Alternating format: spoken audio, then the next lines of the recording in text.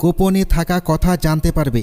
যদি মনোযোগ দিয়ে দেখা হয় তাহলে নিউরোলিঙ্কের মাধ্যমে মানুষের মানসিক চিন্তা, স্মৃতি এবং অনুভূতিগুলো সরাসরি পড়া সম্ভব। অতএব এটি দাজ্জালের জন্য একটি অত্যন্ত শক্তিশালী অস্ত্র হবে, যার মাধ্যমে সে জানবে কে তার পক্ষে আছে এবং কে তার বিরুদ্ধে।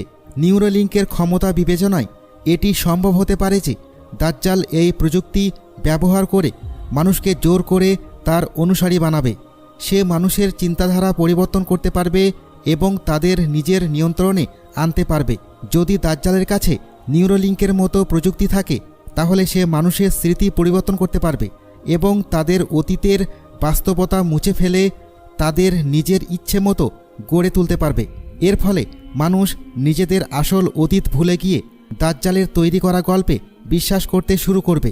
বন্ধুরা, হাদিস অনুযায়ী দাজ্জাল একটি মিথ্যা জান্নাত এবং জাহান্নাম উপস্থাপন করবে।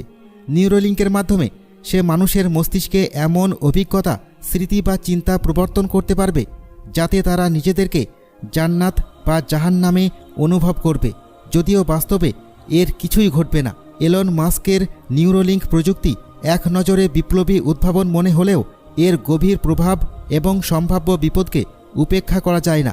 এই প্রযুক্তি মানব জীবনে উন্নতি আনতে সক্ষম হলেও এটি মানবতার জন্য এক বৃহৎ বিপদের কারণও হয়ে দাঁড়াতে পারে।